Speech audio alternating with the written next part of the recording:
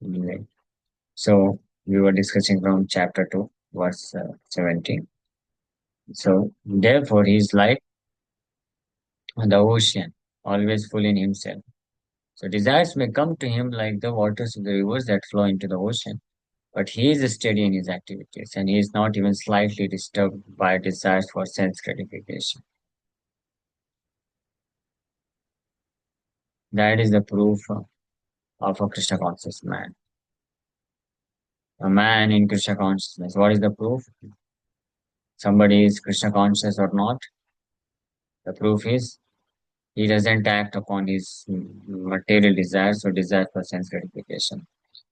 Although sometimes the desires may come, uh, uh, the same desires may come like an ordinary materialistic person may also have material desires, desires for sense gratification. But the same desires may come in the mind and heart of a Krishna conscious person. But because of being full in Krishna consciousness, he doesn't act upon it. Uh, so Srila Prabhupada writes somewhere, he says, even in the mind of a sannyasi, the desire to get married, the desire for household life may come. So that is not um, abnormal. That is not means unnatural. It's natural because we are living in this very contaminated material atmosphere. So these desires may appear within the heart, but the sign of a Krishna conscious person is that he immediately understands that the fulfillment of these material desires are entangling. So he doesn't act upon it. He immediately rejects it. And that's why he's not even slightly disturbed by desire for sense gratifications. So that is the proof of a Krishna conscious man, one who has lost all inclinations for material sense gratifications. So one has to lose inclinations for material sense gratification. One should not be kami, although the kama may be there. Kama means lusty desires or material desires may come, may enter by seeing others in this material existence. But Krishna, the sign of a Krishna conscious person is that he is not slightly disturbed, not even slightly disturbed. What is the sign of disturbances? That as soon as we see somebody is having nice material opulence, enjoying sense gratification nicely with wife and children, and so many opulent situation. So if within the heart we also plan how to arrange such paraphernalia for my sense gratification, that is the sign of disturbances. But if in the heart the desires come, uh, this family life is there, but instead of appreciating those sense gratification for family life, if a person can understand that this is a troublesome business, it is miserable, and he voluntarily abstains from it and gives up the idea and remains engaged, remains satisfied in the transcendental loving service of the Lord. So he is to be considered as a Krishna conscious person. So one who has lost all inclinations for material sense gratification means one should not be kami to fulfill his karma. In this verse, kama kami, Krishna says. So those who are sense gratifiers, so they are kama kami.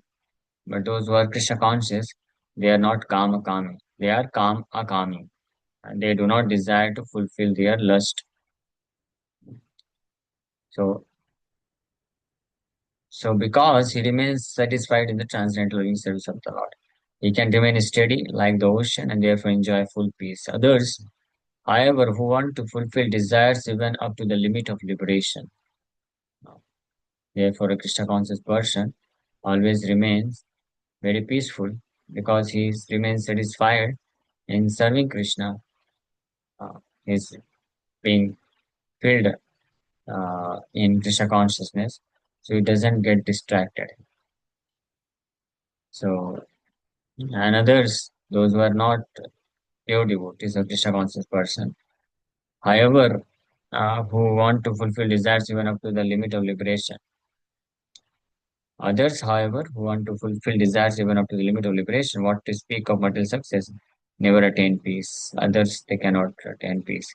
That's why Krishnadas Kaviraj Goswami says, uh, Bhukti Mukti Siddhi Kami Sakaliya San Krishna Bhakta Nishkam Ataiva San.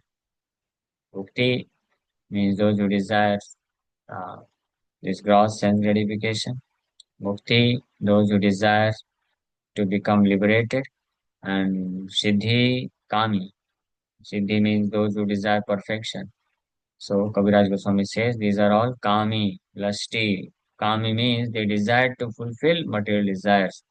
But Krishna Bhakta Nishakam, he has no intention, no inclination to enjoy sense gratification.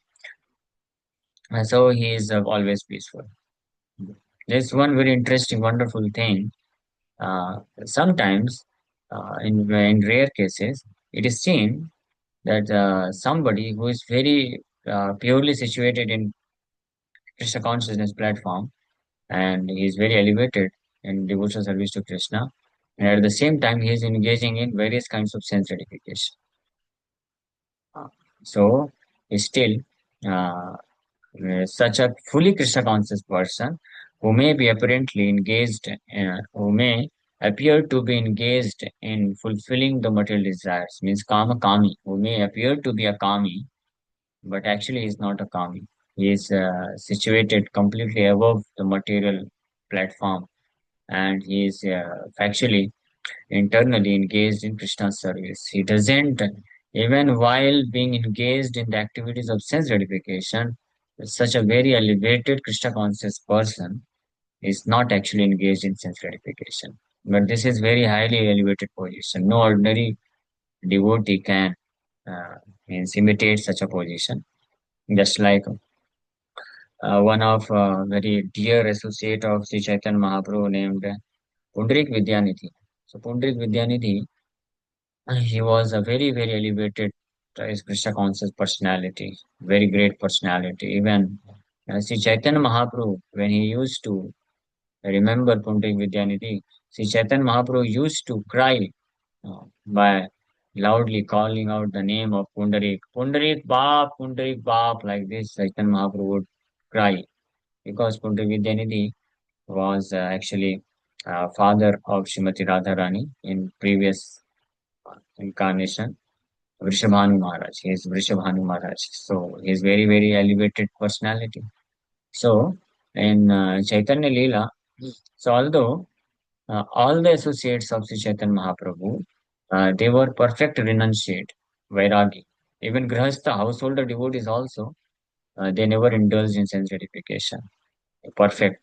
But this one very rare, great devotee of Chaitanya Mahaprabhu, Pundri Vidyanidhi, so she appeared to be engaged in various kinds of sense gratification that is mentioned in Chaitanya Bhagavat in great detail.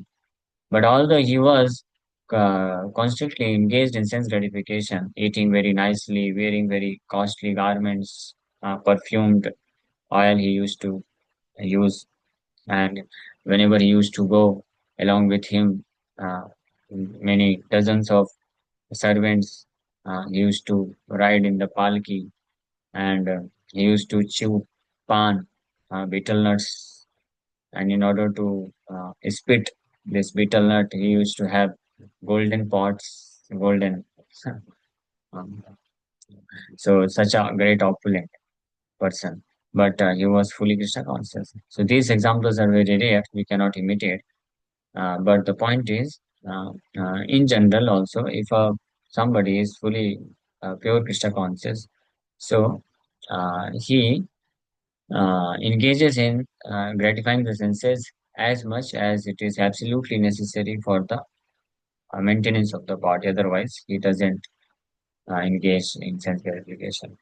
So the fruity workers, the salvanists, and also the yogis who are after mystic powers are all unhappy because of unfulfilled desires. But the person in Krishna consciousness is happy in the service of the Lord and he has no desires to be fulfilled. In fact, he does not even desire liberation from the so-called material bondage. The devotees of Krishna have no material desires and therefore they are in perfect peace. That is the situation of a devotee.